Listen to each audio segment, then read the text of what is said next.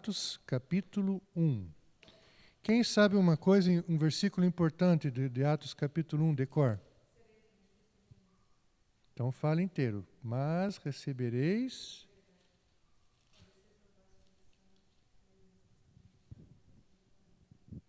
Mas recebereis o poder do Espírito Santo, que descerá sobre vós, e sereis minhas testemunhas, tanto em Jerusalém, como em toda a Judeia e Samaria, até os confins da terra. É o versículo mais mencionado deste texto, mas nós vamos ler inteiro. Vocês sabem quem é que escreveu o livro de Atos?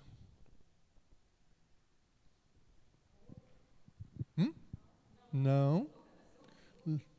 Lucas, o médico amado. Foi ele quem escreveu o livro de Atos. E ele escreveu para um homem chamado Teófilo. Vejam lá o primeiro versículo. Escrevi o primeiro livro, ó Teófilo, relatando todas as coisas que Jesus começou a fazer e a ensinar, até o dia em que, depois de haver dado mandamentos por intermédio do Espírito Santo aos apóstolos que escolhera, foi elevado às alturas. A esses também, depois de ter padecido, se apresentou vivo com muitas provas incontestáveis, aparecendo-lhes durante 40 dias e falando das coisas concernentes ao reino de Deus.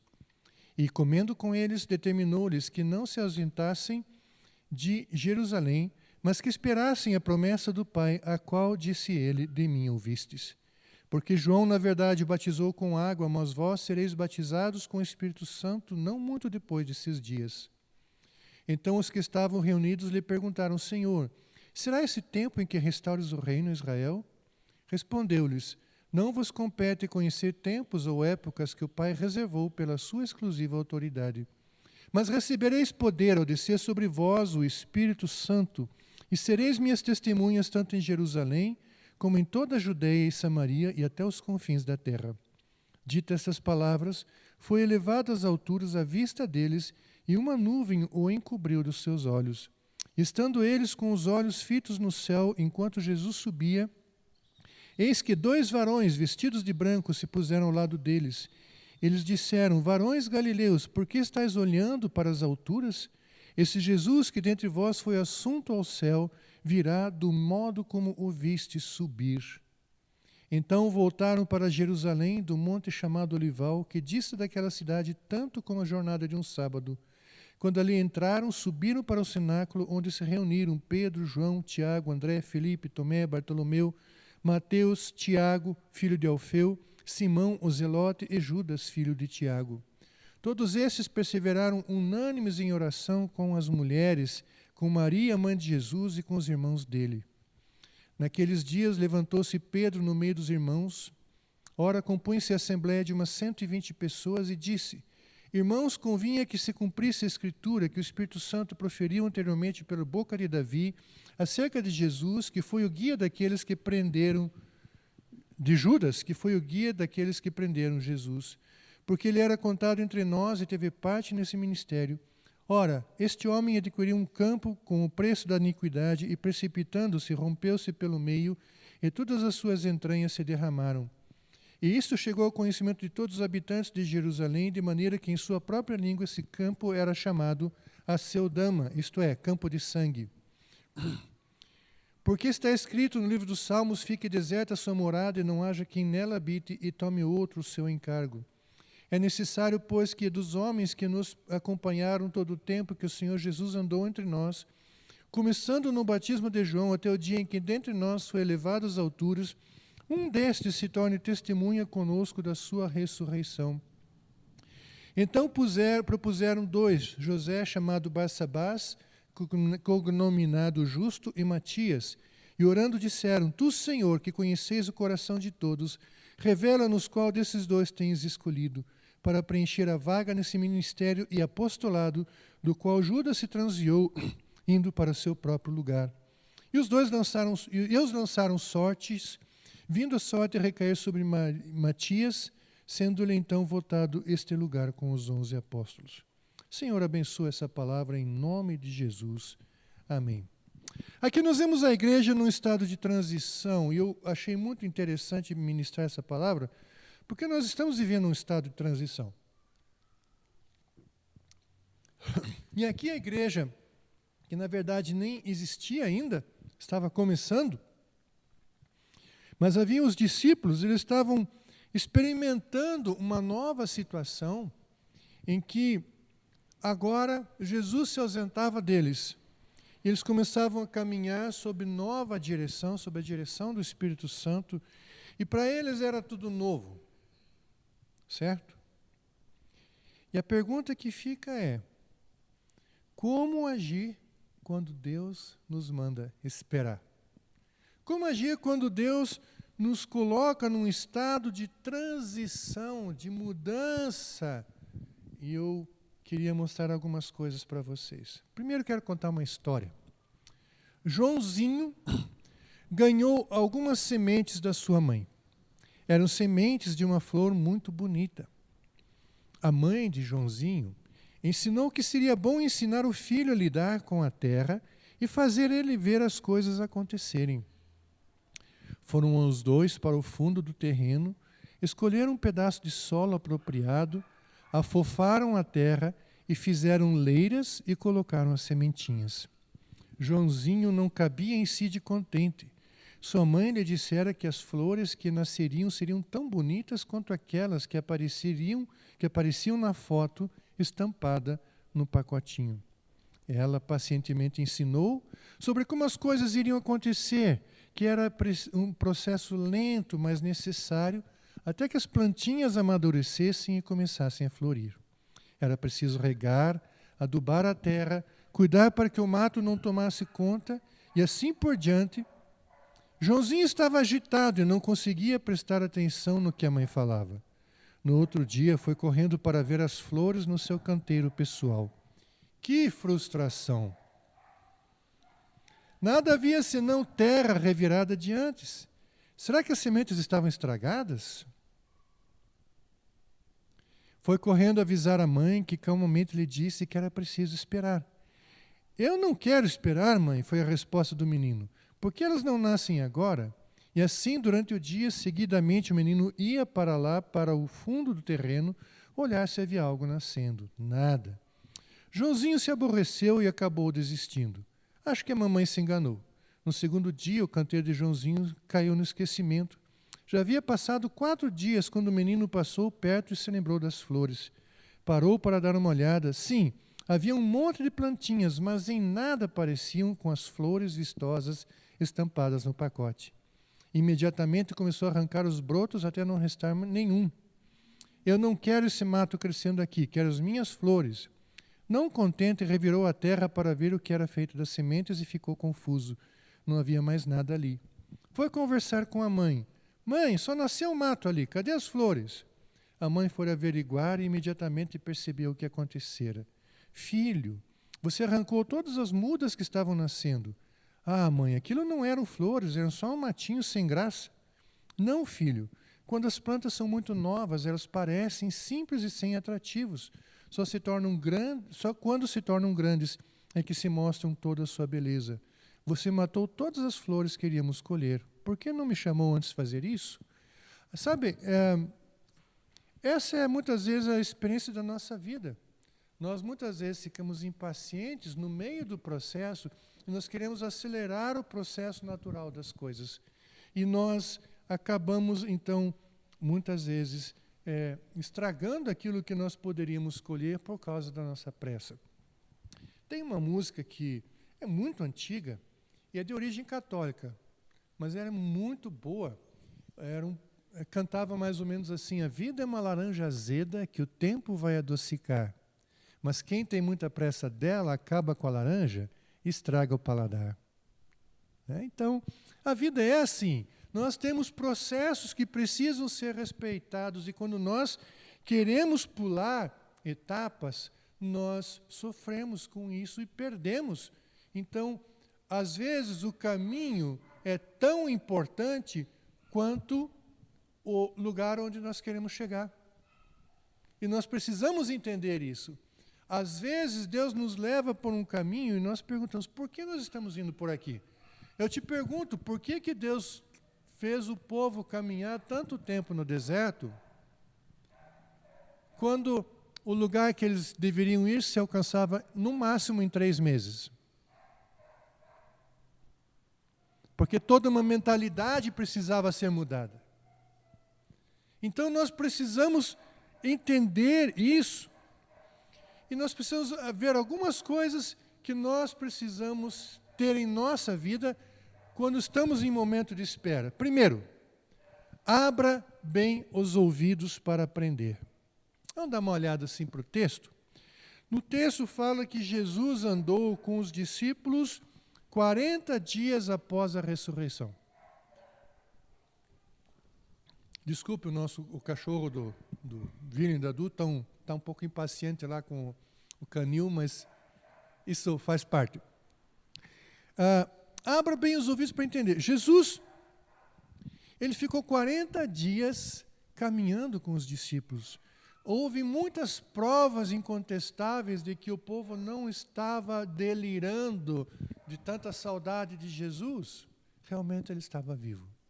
Agora, 40 na Bíblia significa tempo de aprendizado. Toda vez que você vê 40 dias e 40 noites, jejum de 40 dias, né, o Espírito Santo ensinando, falando a Jesus, porque ele perfeitamente Deus, perfeitamente homem, não necessariamente ele era onisciente naquele momento.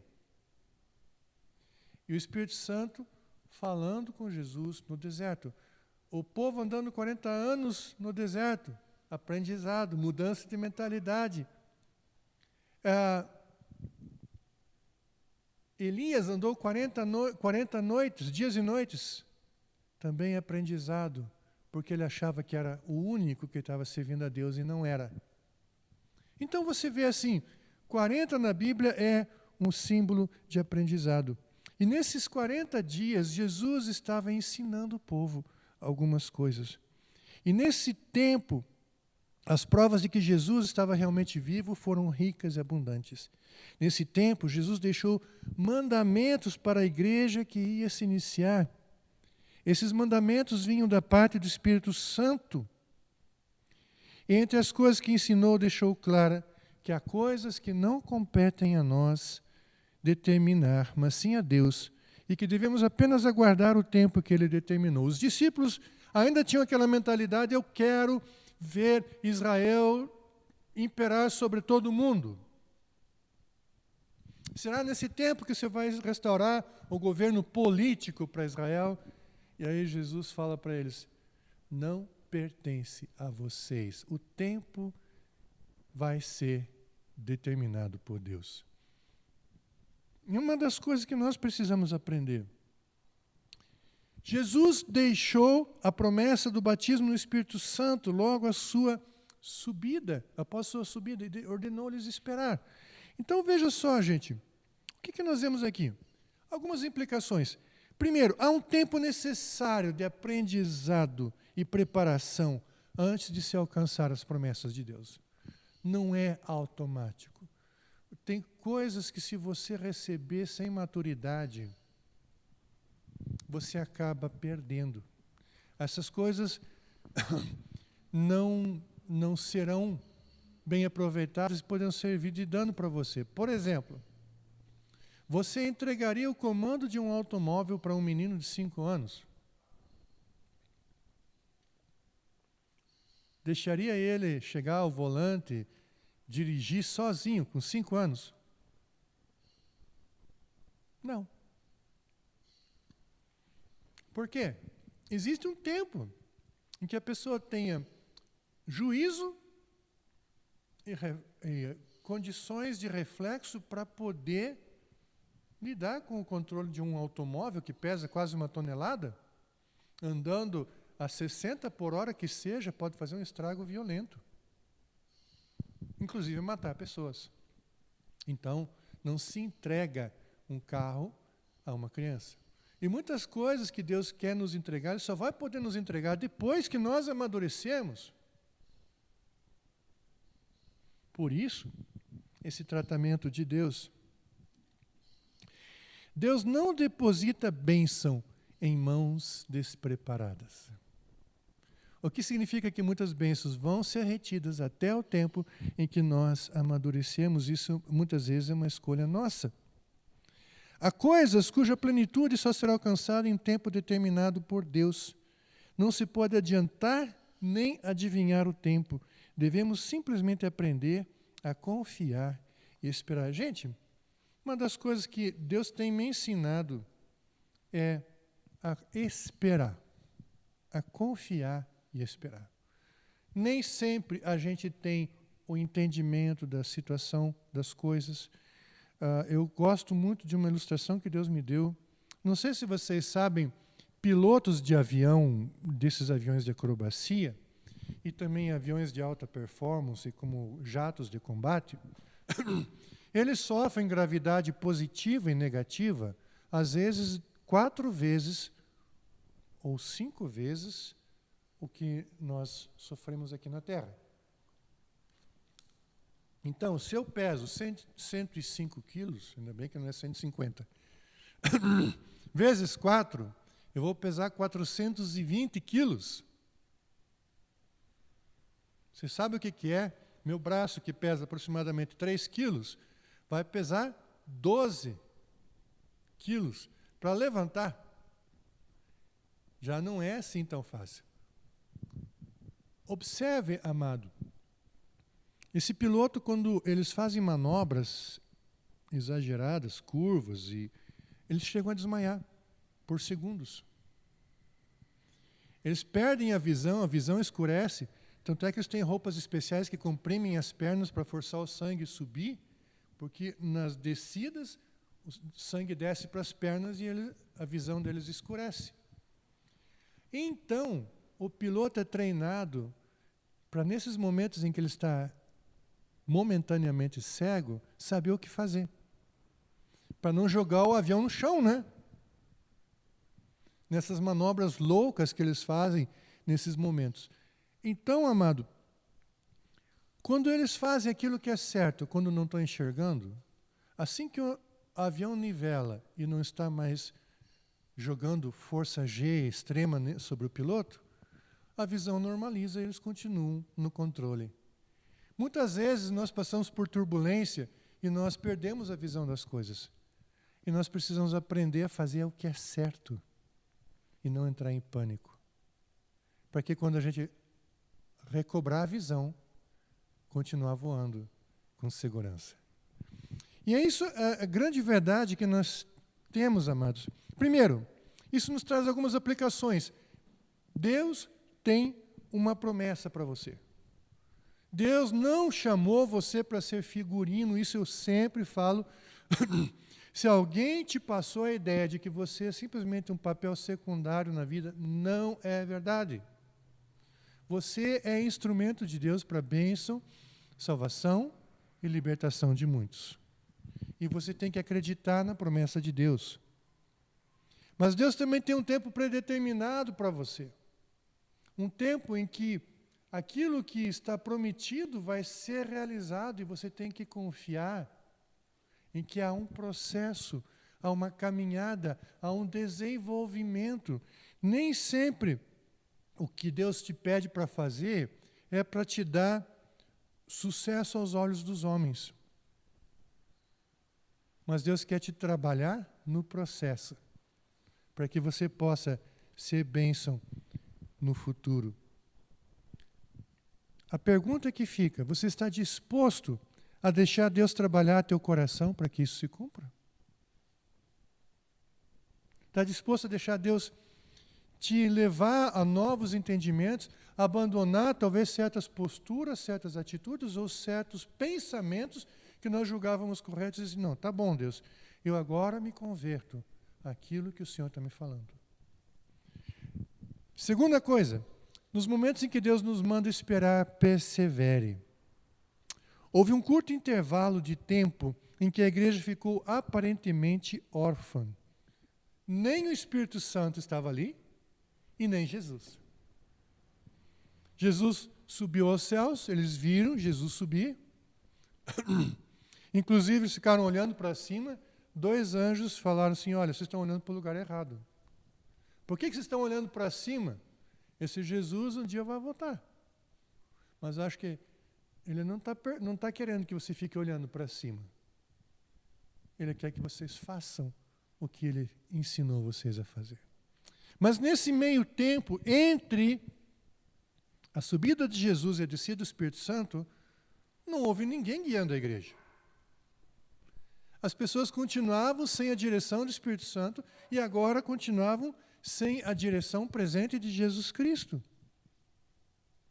Mas nesse meio tempo, todos se reuniam juntos, como os discípulos, e perseveravam em estar juntos, em orar, falar com Deus, no mesmo propósito. Alcançar a promessa de Deus. E aí vem aquela promessa: mas recebereis poder ao descer sobre vós o Espírito Santo, e sereis minhas testemunhas, tanto em Jerusalém como Judeia, Samaria, até os confins da terra. Queridos, Deus derramou poder. E esse poder, ele continua sendo derramado hoje. Está associado à intimidade com Deus e à oração. E esse poder é para ser testemunha. Portanto, amado, muitas vezes talvez você vá testemunhar para alguém e vem aquele medinho: será que eu vou ser capaz? Será que eu vou ser convincente? Será que eu vou produzir fruto? Primeiro que produzir fruto é uma coisa que não gera esforço, faz parte da natureza. Casais, eles têm que tomar precauções para não terem filhos até o tempo em que eles querem ter filhos, porque a natureza é essa. Se juntou, tem filho. A árvore não faz força para produzir o fruto. É natural. O que é preciso? Estar vivo. É preciso viver. Compreende? Então, às vezes nós temos medo. E olha que coisa gostosa. Uma coisa que eu aprendi de um pregador: você não é responsável pelo que as pessoas fazem com a verdade, mas você é responsável em fazer a verdade chegar até os ouvidos das pessoas. Você não tem obrigação de fazer as pessoas aceitarem a verdade, mas você tem a obrigação de anunciar a verdade e fazer as pessoas ficarem conscientes do que elas precisam fazer. Isso é ser testemunha. Então, uma coisa que é interessante também nessa história: se alguns dos que se congregavam ali foi indisciplinado bem no dia do Pentecostes, perdeu a primeira descida do Espírito Santo. Já pensou isso? Digamos que um de nós aqui estivesse naquela época e bem no dia do Pentecostes: hoje eu não vou. Depois ficou sabendo do auê que aconteceu, o Espírito Santo veio, né, com aquele som de vento e aquelas línguas de fogo. E aí o cara disse assim: nossa, aconteceu tudo isso. Vai ficar assim, né? Comigo não aconteceu nada. Também não estava lá, não perseverou. Né? Amados, lembra sempre disso: você tem um chamado e você tem o poder. O Espírito Santo habita em você. Se a pessoa vai ouvir ou não, é problema dela, mas a autoridade e o poder você tem. E você tem condições de testemunhar. Não basta apenas receber uma proposta e uma promessa do Senhor, é necessário perseverar, colocar-se numa atitude de espera ativa e comprometida. Como? Deus vai fazer grandes coisas através da tua vida. Vai. Mas você terá que se mover, você terá que orar, você terá que meditar na palavra, você vai ter que buscar a direção do Espírito Santo. É você. Na medida em que você for fiel nestas coisas, Deus estará abençoando e te colocando em posse da promessa. O tempo da espera pode ser um tempo de aparente solidão e silêncio, pois pode parecer que Deus não está operando. É importante permanecer em união com os irmãos e fortalecer-se mutuamente na busca pelo propósito de Deus. A unidade, a oração em conjunto e o contínuo renovar da visão é um dos resultados da vida comunitária da igreja. E não adianta ser meio perseverante, mas é necessário perseverar até o fim. Jesus disse: aquele que perseverar até o fim será salvo. Tem gente que persevera até o meio do caminho.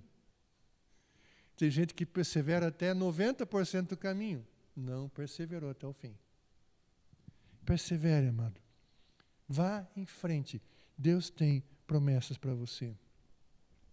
Deus tem uma promessa e uma proposta para ti. Como é que está a tua firmeza nesse propósito? Outras coisas têm roubado o teu coração? O que você tem feito para conquistar o teu próprio coração para os propósitos de Deus para a sua vida? Perguntas.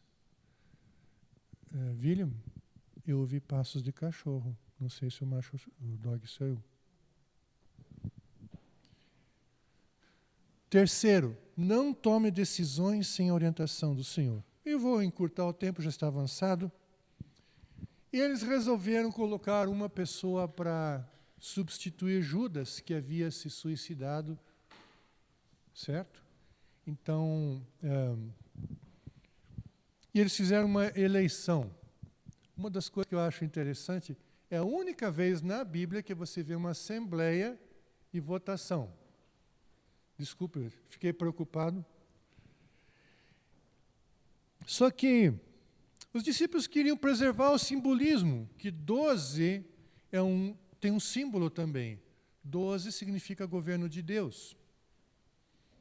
E quando os discípulos se reuniam, eles diziam, agora nós somos 11, não somos 12, não somos governo de Deus. E aí eles resolveram por si mesmos, sem a direção do Espírito Santo, escolheram um dos que foram testemunhas da vida de Jesus, desde o batismo de João até agora, para que fosse um dos 12. E eles escolheram 2, e aí eles disseram assim, Deus, você decide qual desses 2 vai ser o 12º apóstolo.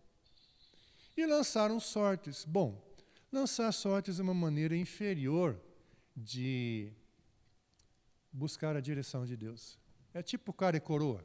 Cara é Matias, cara é o outro lá, né? Hã? Coroa, desculpa. E então, amados, é lógico, a não ser que a moeda caísse em pé, um dos 2 ia ser escolhido. E a moeda não caiu em pé, digamos assim. Lógico que, vocês estão percebendo, existe uma coisa implícita. Deus, nós te damos 2 opções. Não dê opções limitadas para Deus, porque Deus é ilimitado. Quando você fecha um assunto na presença de Deus, você pode estar fechando para o seu próprio prejuízo. Diante de Deus, que todos os seus assuntos estejam abertos para o inesperado dele.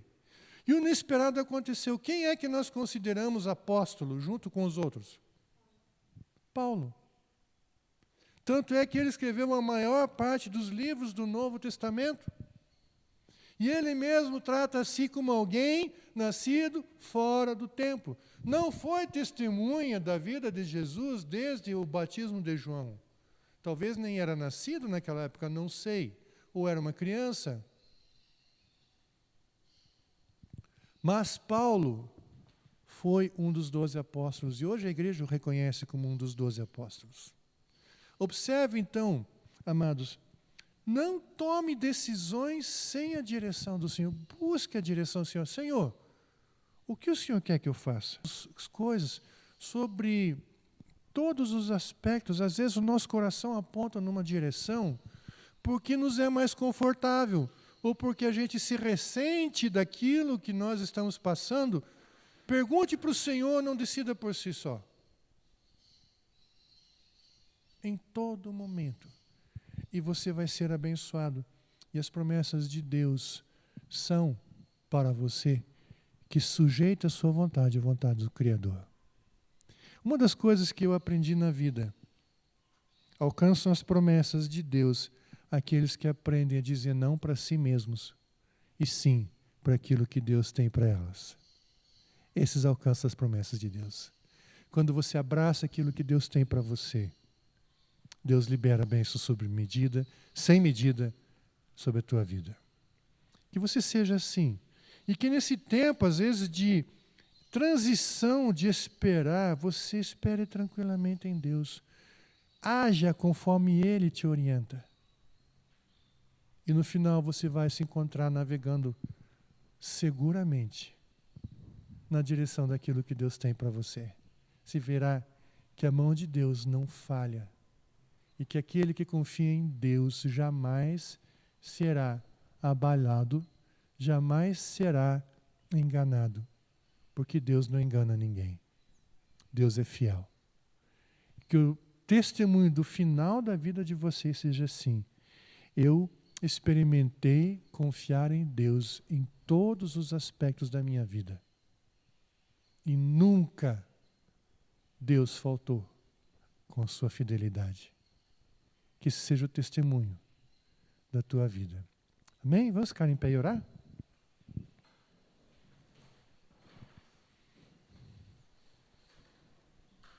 Deus nos ensina a viver essa confiança em Ti em todos os aspectos da vida. Nos ensina a viver, ó Pai, com submissão ao Espírito Santo. Nos ajuda a entender os tempos e os propósitos. Nos ajuda, Senhor, a confiar no poder que o Senhor nos dá, que é poder para servir, não poder para nos vangloriar. Pai, que nos faça pessoas frutíferas, mas nós aguardamos o Teu tempo e o Teu modo, porque nós queremos nos conformar à Tua vontade. Ensina-nos, usa-nos, transforma-nos, Senhor, e que nossa vida possa ser um testemunho que alcance milhares de milhares, multidões, para a Tua honra e Tua glória. Em nome de Jesus. Amém.